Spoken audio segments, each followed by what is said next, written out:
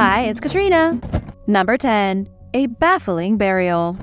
In Portugal, archaeologists found the ancient burial of a child. The burial is so outrageously bizarre that scientists can't quite understand it. The child was found buried underneath the historical town of Silves, alongside a donkey, goat, cat, horse, and bird. These skeletons were stacked on top of each other like a tower of the dead. The discovery came in 2017 during urban rehabilitation work. Archaeologists have dated the child back to the 13th century AD, a time when Muslim rule over this part of Spain was coming to a harsh end. The kid's skeleton was at the bottom of the bone pile, buried underneath all the other creatures. But the pit in which the kid was found was also full of ancient weapons, leading researchers to speculate the child's death was an accident.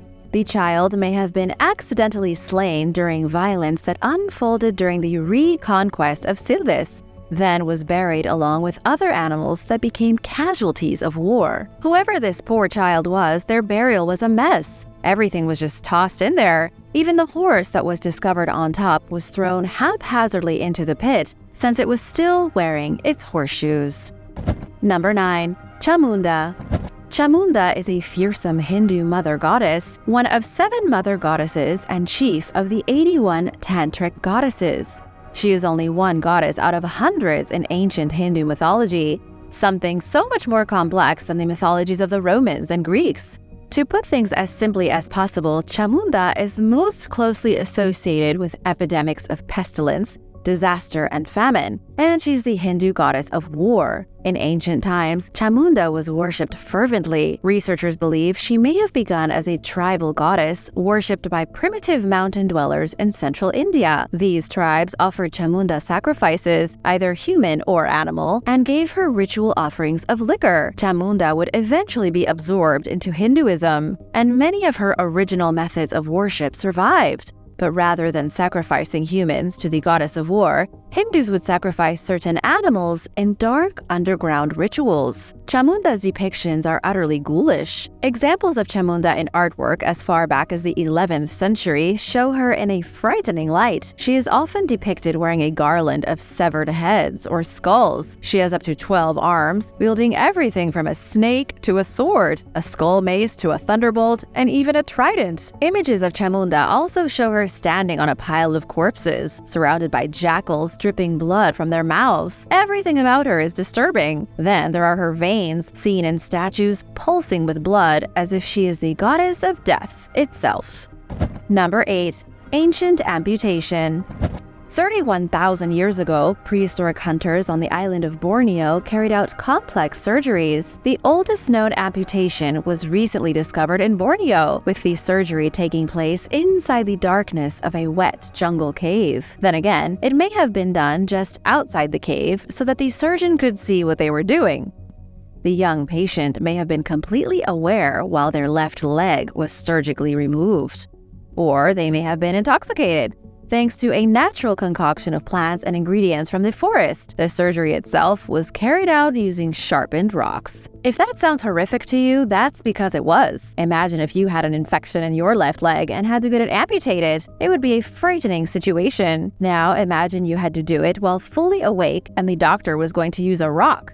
It's difficult to comprehend just how frightened the young victim was during the operation. The good news is that it was a massive success. Archaeologists working in this remote part of Indonesia discovered the skeletal remains of the amputee. They could see clearly by the healing marks that the surgery had gone well. The victim survived many years after having their leg removed. It came as a huge shock because the surgical operation happened 7,000 years earlier than the next known oldest surgery, which was 24,000 years ago. Years and years before the rise of early civilizations, humans had already mastered medicine, performing extreme surgeries with nothing but stones and plants.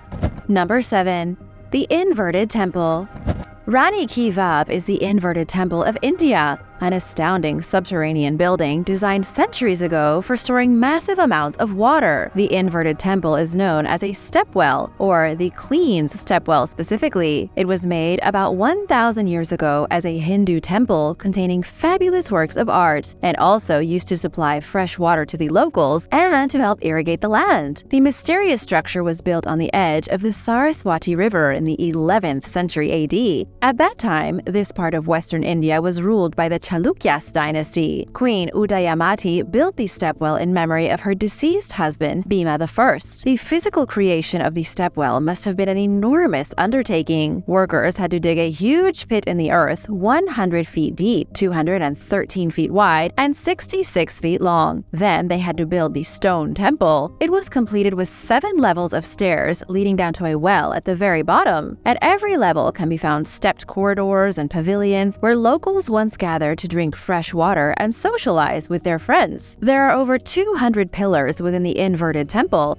and hundreds of more carvings and inscriptions, sculptures of gods and goddesses, and depictions of the vast Hindu spirit realm. The inverted temple worked by collecting groundwater and rainwater. During the monsoon season, the temple would fill to the brim with water. This water was clean and fresh, and so people could use it throughout the year. But centuries later, the weather started to change. The nearby river flooded, and the temple was completely buried. It was discovered by amateur explorers in the 1940s, fully buried under mud. And now for number 6. But first, I want to give a big shout out to Amable Oreo and Isaac Brill. Thanks so much for watching and supporting this channel. If you are new here, be sure to subscribe and join the family.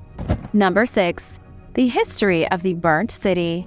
The burnt city is one of the most mesmerizing ancient sites in the Middle East. It also happens to be one of the largest destroyed Bronze Age cities in Iran. Many believe it was the capital of an unknown ancient civilization that appeared 5,200 years ago. Carbon dating of charcoal found in the hearths of destroyed houses within this city suggests it was occupied at least as recently as 4,800 years ago. The burnt city covers an astounding area of 200 hectares. Archaeologists have linked it to the legendary city of Arata, which appears in ancient Sumerian poems as the place where the sun rises. In the Epic of Gilgamesh, the city was said to be extremely difficult to reach, yet rich in gold, silver, and other exotic materials. There was supposedly a temple built from solid lapis lazuli dedicated to the goddess Inanna. But what does the archaeological evidence tell us? We know the burnt city was a major trading center in Mesopotamia. It was also home to one of the first complex societies in Iran. The city burned down 3 times, hence the name, and was rebuilt up until the last fire in 1800 BC. Despite multiple excavations, numerous studies, and a lot of speculation, we don't know much about the place. This city is a complete mystery, with experts not even knowing who lived within its walls or why it burnt down so frequently. Do you have any theories?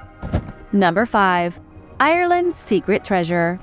You won't find Derrynaflin on any tourist maps. The 44-acre Irish island is privately owned, and it's not like any island you've ever seen before. It isn't surrounded by ocean waves, it's not at the center of a lake, and instead the island is in the middle of a swampy peatland. It can often be seen through the rising fog of early morning like a green mirage. The island is smack dab in the middle of a remote bogland where some of the earliest Irish monks sought solitude in the 6th century. While the majority of Europe was in disarray following the drama at the end of the Roman Empire, Irish scholars were living a life of peace. Rome and its destruction and the Dark Ages that followed were a long way from Derrynaflin and the peat bog. In fact, you might consider Ireland as experiencing a kind of golden age, especially in terms of artistic achievements. The monastic settlements like the one at Derrynaflin were behind some great scholarly advances, but it's here where one of the most exciting archaeological discoveries was made decades ago. A farmer in 1980 unearthed a cup and plate with a metal detector. The cup was a chalice from the 9th century, and the plate was used during the Eucharist in the 8th century at a medieval church. The artifacts were confirmed by archaeologists at the National Museum of Ireland to be legit, real religious relics from a bygone age. The artifacts are now some of the most magnificent examples of Celtic goldsmithing. Under the peat and hiding in the swamp around Derrynaflin are undoubtedly more exciting discoveries just waiting to be found.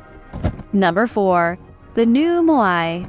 An entirely new statue has been found on Rapa Nui, more popularly known as Easter Island. The sacred monument, called a moai, was discovered buried underneath a lake bed that had gone dry recently. During unexpectedly hot weather conditions, with Easter Island receiving very little rain, the lake completely dried up. Archaeologists thought it might be a good time to see if there was anything hiding underneath. Sure enough, they found the remains of a never-before-seen moai, nearly identical to the other 1,000 statues across the island. What a lot of people don't realize is that even though the moai statues look the same, they vary greatly in size. The biggest is about 33 feet tall and weighs upwards of 80 tons, but the vast majority only weigh 3 to 5 tons. The newest moai discovered is one of the smaller of the island statues, but that doesn't mean it's not important. Salvador Atanhito, who oversees the island's national park on behalf of the indigenous Rapa Nui people, called it an important discovery. It also appears to be exceptionally old. Salvador says not even the ancestors of those still living on the island, their own grandparents, had any idea there were lost statues underneath the lake. This could open the door for even more shocking discoveries on one of the world's most mysterious islands.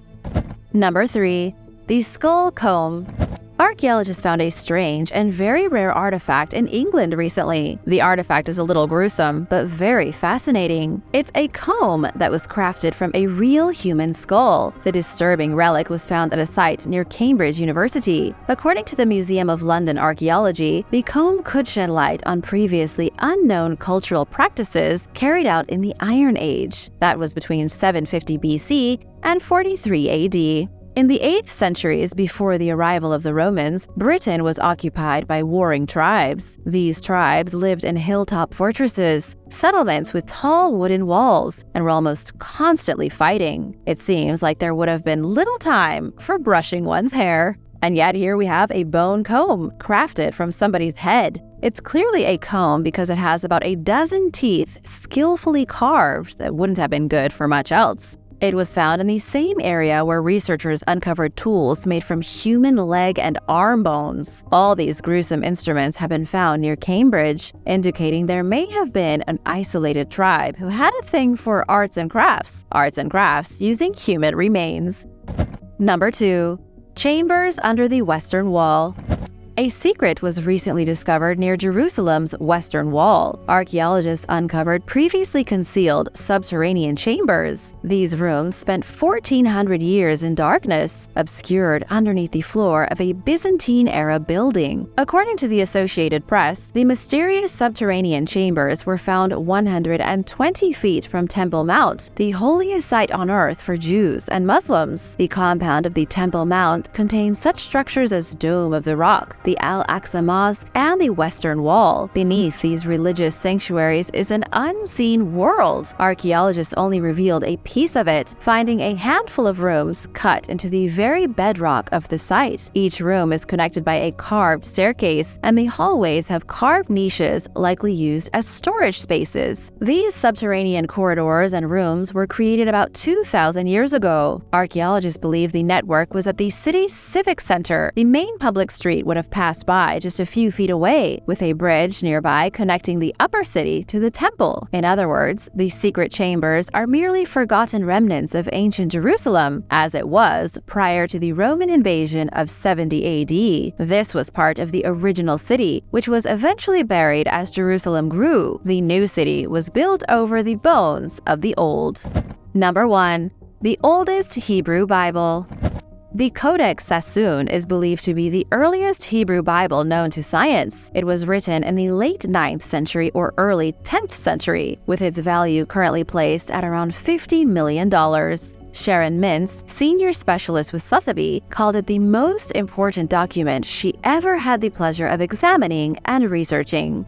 The Hebrew Bible is the foundation for the 3 major Abrahamic faiths of today, including Judaism, Islam, and Christianity. Judaism came first with the Hebrew Bible, Christianity arose after Jesus Christ died around 30 AD, And then Islam came about 600 years later with the Prophet Muhammad. But it all started with the Hebrew Bible, which began to be written around 1200 BC. It was fully completed in the current state it is now by about 200 years after the death of Christ. But how can a book from 1,000 years ago be the earliest Hebrew Bible if the Hebrew Bible began to be authored 3,200 years ago? This is an important question with an easy answer. Prior to the 9th century, biblical texts only existed in scroll form. For example, the Dead Sea Scrolls. They didn't contain chapters or verses or even punctuation. The entirety of the Hebrew Bible was written down on loose scrolls and clay tablets. The Codex Sassoon is the oldest known example of the Hebrew Bible in